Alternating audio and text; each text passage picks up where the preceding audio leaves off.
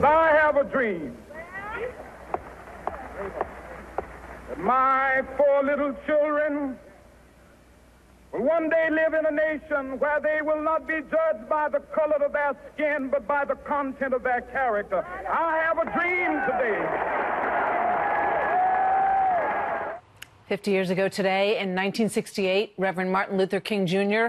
walked out on the balcony of the Lorraine Hotel in Memphis on his way to a local minister's home for dinner. The civil rights icon was shot and killed by an assassin's bullet. His death set off outcry and riots in 100 cities across the country. The smoke so dense in Washington, D.C., they say that you could not see the Capitol building.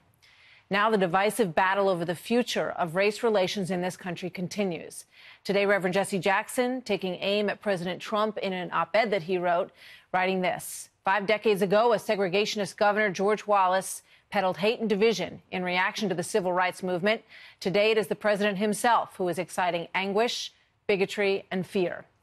While in the Wall Street Journal, a conservative black voice, Jason Riley, says change needs to begin at home and points to failures of leadership, writing, quote, "Even the election of a black president twice failed to close the divide in many key measures.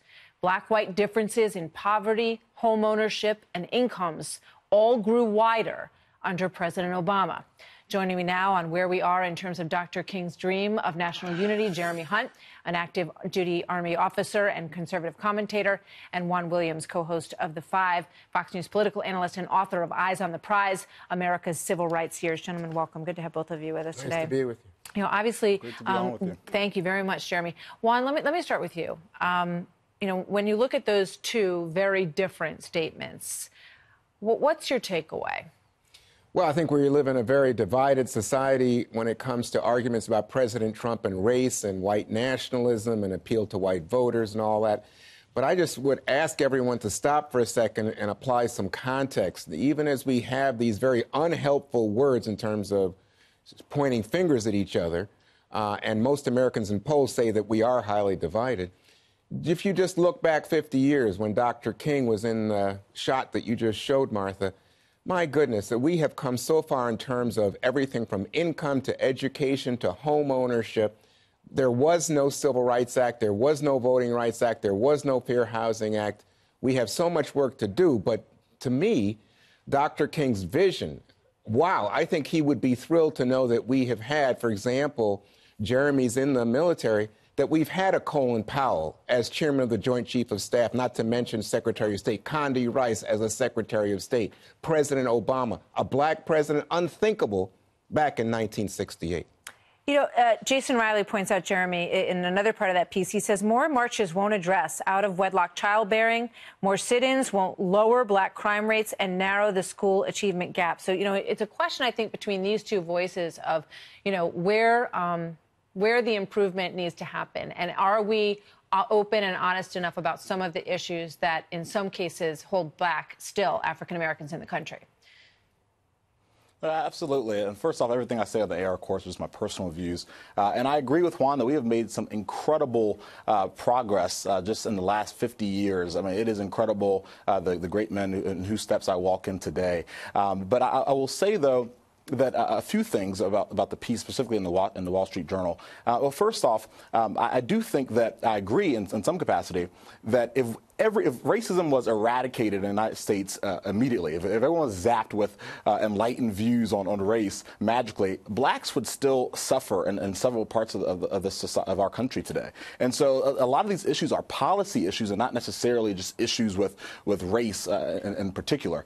So I do think it's important to talk about that. However, I do think that there are still major issues with race in our country today, and it would behoove us to discuss it instead of trying to paper over it, as some have tried to do. Yeah, you know, it feels like our identity politics, Juan, have become deeper in recent years. I feel like this is an issue that was in much better shape when I was growing up than it is now, in many ways.